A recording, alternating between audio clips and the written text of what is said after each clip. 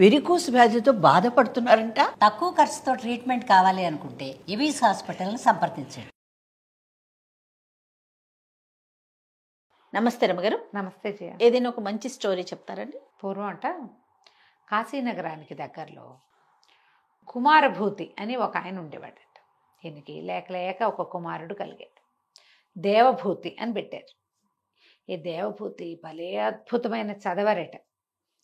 4 శాస్త్రాలు, 4 వేదాలు, 6 శాస్త్రాలు చదువుకున్నాడు ఆయన. ఉపనిషత్తులు ఇక అవి లేదు ఇవి లేదని చదివేసుకున్నాడు. అయితే అద్భుతమైన చదువరి అయ్యి శాస్త్రపారంగతుడు అయినప్పటికీ ఏవో ఆయన పాపాల కారణంగా ఆయన బ్రహ్మరాక్షసుడైపోయాడట మరణానంతరం. అయ్యో. అయితే బ్రహ్మరాక్షసుడు అయ్యాక ఆయనకి జ్ఞానోదయం అయింది, చదువు వచ్చింది. అయితే ఈ కాశీనగరానికి వెలుపల ఉన్న అడవిలో ఒక పెద్ద రావి చెట్టు మీద నివాసం ఉండేవాడు. ఏం చేసేవాడు? అక్కడ కూర్చొని రోజు వేద పఠనం చేసేవాడు. ఆ చెట్టు మీద కూర్చుని ఎవరికైనా విద్య నేర్పి ఈ బ్రహ్మరాక్షసత్వాన్ని పోగొట్టుకోవాలనుకున్నాడు. బ్రహ్మరాక్షసుడి దగ్గర చదువుకోవడానికి ఎవడొస్తాడు? ఎవరు రారు. కానీ అక్కడ చదివేవాడు. ఆ వైపు జనాలు తెలుసుకుని ఎవరు వచ్చేవాళ్ళు కాదు. ఎవరైనా ఒకడొస్తే వాడికి విద్య నేర్పించి ఈ బ్రహ్మరాక్షసత్వాన్ని పోగొట్టుకోవాలని చాలా అనుకునేవాడు. కుదిరేది కాదు. కానీ ఆయన రోజు వేద పఠనం చేసేవాడు. అవన్నీ ప్లస్సే కదా. వేద పఠనం చేయడం కూడా కొంత పాపాన్ని పోగొడుతుంది. దాంతో ఈయన క్రూరుడుగా కాకుండా సాత్వికుడుగా ఉండేవాడు. ఆ చెట్టు మీదే ఉండేవాడు. అయితే ఈ కాశీనగరానికి ఎక్కడి నుంచో సుదూర తీరాల నుంచి గోనర్దీయుడు అని ఒక కుర్రాడు వచ్చాడు. వాడు భలే చదువరి, బాగా చదువుకున్నాడు. అయితే ఈ కాశీలో ఒక పెద్ద పెద్ద గురువులను ఆశ్రయించి ఇంకా తనకు తెలియనివి ఏవేవో చదువుకోవాలని వచ్చాడు. వచ్చేసరికి ఈ కాశీలో వాళ్ళు అన్నారు, బాబు మేము నీకు చెప్పేది ఏం లేదు, నీకు అంతా వచ్చు, అన్నీ నీకు వచ్చు, నీకు చెప్పగలిగే వాళ్ళు ఎవరు లేరు ఇక్కడ. అంటే మరి ఎట్లాగండి నా జ్ఞానతృష్ట తీరేది, ఎట్లా నాకు ఈ చదువు వస్తుంది అంటే ఈ కాశీలో 2-3 పెద్దవాళ్ళు చెప్పారు. ఊరి వెలుపల అడవిలో ఒక రావి చెట్టు మీద ఒక బ్రహ్మరాక్షస స్వరూపంలో ఒక ఆయన ఉన్నాడు. ఆయన చాలా విద్యలు చదువుకుని ఉన్నాడు. అక్కడికి వెళ్తే నీకు విద్య లభిస్తుంది. ఆయన తప్ప ఇంక చెప్పేవాళ్ళు ఎవరు లేరు. కానీ ప్రమాదం, నువ్వు ఆలోచించుకోమంటే ఇతని గోనర్దీయుడు ఎలాగైనా సరే నేను వెళ్ళి నేర్చుకోవాల్సిందేనని అడవిలోకి వెళ్ళిపోయాడు. వెళ్ళిపోతే పొద్దున్నే ఒకనాడు తెల్లవారేసరికి చేరాడు. ఆయన పెద్ద గొంతుతో వేద పఠనం చేస్తున్నాడు. కుర్రాడు కూడా ఆ చెట్టుకి యువతలు కూర్చుని తను కూడా చదవటం మొదలుపెట్టేసరికి ఆయన ఆశ్చర్యపోయాడు. దేవభూతి ఏమిటా శబ్దం వస్తుంది? కిందకెళ్ళి చూస్తే కుర్రాడు కనిపించాడు. ఎవడెవరా నువ్వు, నాతో పాటు చదువుతున్నావని హుంకరించాడు. హుంకరిస్తే అబ్బాయి అన్నాడు, గోనర్దీయుడు ప్రవర చెప్పుకుని గురువుగారికి ఎవరైనా పెద్ద గురువులు కనపడితే చెప్పాలి, నేను ఏ శాఖ వాడిని ఇదేని చెవులు పట్టుకుని చతుసాగర పర్యంతం గోబ్రాహ్మణి శుభం భవతు అని తన ప్రవరలో తన గోత్రంలో ఉన్న ఋషుల పేర్లు చెప్పుకుని తను ఏ శాఖకి సంబంధించిన వాడో ఏ సూత్రమో తనది చెప్పాలి. మామూలుగా ఇప్పుడు కూడా మన జీఎం గారు కానీ ఇట్లా ఎవరైనా గురువుగారులు కానీ ఇప్పుడు పీఠాధిపతికి లేదా భారతీ తీర్థస్వామి వారు మహాస్వాములు ఉన్నారు కదా, వారు ఎవరినైనా దర్శిస్తే ఈ వేదాభ్యాసము అవి చేసుకున్న వాళ్ళు 2 చెవులు నువ్వు గమనించి ఉంటావు. అవునండి. చెవులు 2 పెట్టుకుని ఇలా చెవులు పట్టుకుని ప్రవర చెప్పుకుంటారు. అవును. తమని తాము పరిచయం చేసుకోవటం. దేవాలయాల్లో కూడా ప్రవర చెప్తారు. యజ్ఞోపవీతం వేసినప్పుడు ప్రవర చెప్పడం చెప్తారు. ఆ తర్వాత ఆ పద్ధతి ఉంటుంది. ఈయన తన ప్రవర చెప్పుకున్నాడు. 2 చెవులు పట్టుకున్నాడు. చెప్పేసరికి ఆయన చాలా సంతోషించాడు. ఏమన్నా నాయన ఇంత దూరం ఎందుకు వచ్చావు ఏమిటి అని అడిగితే నేను రకరకాలు చదువుకున్నానండి, ఇంకా చదవాలని ఉంది, కాశీలో అందరూ పెద్దవాళ్ళు మీ పేర్లు చెప్పారు అందుకని వచ్చానంటే ఆయన ఆ విషయము ఈ విషయము చెప్పాడు. ఈయన ఏ విషయం చెప్పినా పడుకోవచ్చు. సాయంకాలం దాకా చర్చ సాగాక తెలిసింది ఆయనకి ఈ పిల్లవాడికి ఆ గోనర్దీయుడికి రాని విద్య లేదు. దేవహూతికి ఎంత వచ్చో అంతా గోనర్దీయుడికి వచ్చు. కానీ ఆయన సంతోషం పట్టలేకపోయాడు.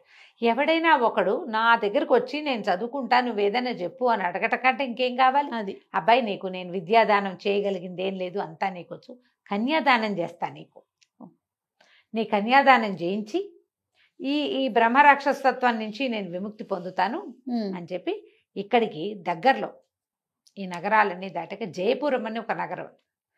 ఆ రాజుకి ఒక కుమార్తె ఉంది, సౌందర్యవతి, వివాహ యోగ్యమైన వయసులో ఉంది. నేను పోయి ఆ అమ్మాయిని పట్టుకుంటా, నువ్వు నేనంటే క్షణాల్లో వెళ్ళిపోతా, నువ్వు 4 రోజులు ప్రయాణం చేసి రావాలి. ఓకే. ప్రయాణం చేసి రా, నా దగ్గరకు వచ్చి నీ ప్రవర్ చెప్పుకో, నేను ఆ అమ్మాయిని వదిలిపెట్టేస్తా. ఆ పిల్లని నీకు ఇచ్చి పెళ్లి చేస్తారు. నేను పట్టిన పిల్ల నా పిల్ల. ఆ అమ్మాయి నీకు వివాహానికి కనుక ఇస్తే ఆ కన్యాదానం నేను చేసినట్టు, నాకు విముక్తి లభిస్తుంది.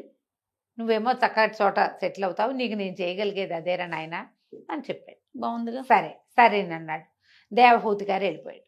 ఆ జయపురం మహారాజుకి మదయంతి అనే పేరున్న మహాద్భుత సౌందర్యవతి అయిన పిల్ల. మదయంతి బాగుంది కదా, దమయంతి లాగా ఉంది. అదే అదే. అయితే ఈ మదయంతికి పెళ్లి సంబంధాలు చూడడం మొదలుపెట్టారు. రకరకాల యువరాజులు రాజకుమారుల చిత్రపటాలు వచ్చినాయి. చిత్రపటాలు చూడడానికి యువరాణిని పిలిపించారు. ఆ పిలిచిన క్షణంలో ఈ పిల్ల మీద బ్రహ్మరాక్షసుడు ఆవేశించాడు. ఈ అమ్మాయి ఆ చిత్రపటాలన్నీ విసిరేసింది, చింపేసింది. దగ్గరకు వచ్చిన వాళ్ళని తలా ఒక గుద్దుకి చంపేసింది. అక్కడి నుంచి చెలికత్తల్ని ఎత్తి విసిరి కొట్టేసింది. అయ్యో. మొత్తం భవనం అంతా భీభత్సం చేసి పారేసేసి లబోదిబోమన్నారు రాజు మంత్రి అందరూ. ఏం చేయాలో తెలీదు. వాళ్ళని వీళ్ళని పిలిచారు. కార్తాంతికులను పిలిస్తే సమయం బాగుండలేదు, కానీ మంచి సమయమేగానే కనపడుతోంది. రెండున్నాయి లక్షణాలు. ఇక నానా గందరగోళంగానూ ఉంది. ఆ ఊరంతా చెప్పుకుంటున్నారు. పెళ్లి చేద్దామంటే పిల్లకి దయ్యం పట్టింది. ఓహో. పిల్లకి పట్టింది ఏమిటో తెలియదు. అయితే 2-3 వచ్చినప్పుడు బ్రహ్మరాక్షస మంత్రాలకి పిల్ల ప్రవర్తనలో తేడా వచ్చింది. అంటే ఎవరో బ్రహ్మరాక్షసుడు పట్టాడు. దీన్ని పోగొట్టడం ఎలా? బయటంతా ఇదేశారు, చాటింపు వేయించారు. మదయంతికి పట్టినటువంటి ఈ గ్రహపీడ నుంచి తొలగించే వాళ్ళు ఎవరైనా ఉంటే వారిని, పురుషులైతే యోగ్యమైన వయసు ఉంటే అమ్మాయిని ఇచ్చి వివాహం చేస్తాం, లేదా రాజ్యంలో కొంత భాగం ఇస్తాం అని చాటింపేశారు. బ్రాహ్మలు వాళ్ళు వీళ్ళు కొంతమంది ఇలాంటివి చేయగలిగే వాళ్ళు వచ్చారు. అవల దిగే ఉద్దేశంలో లేడు. సరే ఏమైంది? ఈ 4-5-6 రోజులు గడిచేసరికి మనవాడి గోనర్ దియుడు వెళ్ళాడు. వెళ్ళి అడిగాడు, నన్ను మహారాజు దగ్గరికి తీసుకెళ్ళండి, అమ్మాయికి ఏదో గ్రహబాధ ఉందని వార్తలు వస్తే నేను విని వచ్చాను, నేను చేయగలనంటే ఈ లోపలికి తీసుకుపోయారు. అది అక్కడ ఉన్న వాళ్ళంతా అన్నారు, వీడు చూస్తే ముక్కుపచ్చలారని కుర్రాడు, 25 ఏళ్ళు కూడా లేవు, చదువుకున్న వాడలే ఉన్నాడు. ఆ అమ్మాయి ఎదురుగుండా వెళ్ళిన వాళ్ళని ఎత్తి విసిరి కొట్టి నేలగేసి కొట్టేస్తుంది, చచ్చిపోతావురా నాయన అంటే, కాదండి నాకు లొంగేది ఏదో నాకు తెలుసు, వివాహం ఉద్దేశం కాదు, ఆయన ఈ పట్టిన వాడిని వదిలించడమే నా ఉద్దేశం. లోపలికి వెళ్ళి దండం పెట్టేసరికల్లా అమ్మని గడు హుంకరిచ్చి గుడ్లు రూతుంది రాజకుమార్తె. అప్పుడు ఈయన సంస్కృతంలో వాక్యంలో శ్లోకంలో ఒక ఇది చెప్పాడు, అయ్యా కన్యాదానం చేస్తానన్నావు మహానుభావ దేవభూతి, నీ శిష్యుడైన గోనర్దీయుణ్ణి నేను, నీతోటి దానం పుచ్చుకోవటానికి వచ్చాను అని చెప్పాడు. చెప్పేసరికి వెంటనే అర్థమైపోయింది ఆయనకి. అమ్మాయిని వదిలిపెట్టేశాడు. వదిలేసేస్తే రాజకుమార్తె కింద పడిపోయింది. ఈయన పోయి దేవహూతి అక్కడున్న ఒక పటంలో చేరిపోయాడట. వివాహం అయ్యేదాకా ఆయనకి విముక్తి లేదు. ఈ కింద పడిపోయిన పెళ్లి రాజకుమార్తె లేచి కూర్చుంది, అమాయకంగా చూస్తుంది అటు ఇటు. ఏం జరిగింది? అటు ఇటు బయట కింద ఉన్న వాళ్ళంతా అమ్మో పిల్ల మామూలు అయిపోయింది కేకలు పెట్టారు. కొంతమంది దాసీలు వాళ్ళు వీళ్ళు వచ్చి ఏమిటి లేవనెత్తి, అంత పెద్ద ఆవేశం వచ్చిన మనుషులు ఎలా అవుతారు, దిగనాసిలిపోయి వీక్గా అయిపోతారు. బోళ్ళని సకలోపచారాలు శైత్యోపచారాలు చేసి అమ్మాయికి తినడానికి తాగడానికి ఇచ్చి సరే కాస్త శాంతం చేసి ఎట్లా కొట్లా సరి చేశారు. రాజుగారు ఆశ్చర్యపోయాడు. మళ్ళీ వాడు నాయన ఎవరు నువ్వు ఏమిటంటే, నేను ఫలానా వాడిని, ఫలానా శాఖ గోనర్దీయుడు, క్షత్రియ కన్యని బ్రాహ్మలు వివాహం చేసుకోవటం ఉన్నది ఆ రోజుల్లో. మరి లెక్క ప్రకారం వీళ్ళు ఏం చెప్పింది ఏమిటి, యోగ్యమైన వయసు ఉంటే వివాహం చేస్తా ఉన్నారు కదా. పిల్లకి 18 ఏళ్ళు 17 ఏళ్ళు ఉన్నాయి, ఇతనికి 25 ఏళ్ళు లోపు. యువకుడు బాగున్నాడు, పైగా చదువుకున్నాడు, ఇంత పని చేశాడు. ఇక్కడ ఉన్న పెద్ద పెద్ద వాళ్ళ వల్ల కాలేదు, దాంతో వివాహాన్ని నిశ్చయం చేశారు. వాళ్ళకి కళ్యాణం అయిపోయిన తర్వాత వివాహం ఎప్పుడైతే కన్యాదానం జరిగిందో ఆ పటం డామ్ అని పగిలిపోయిందట.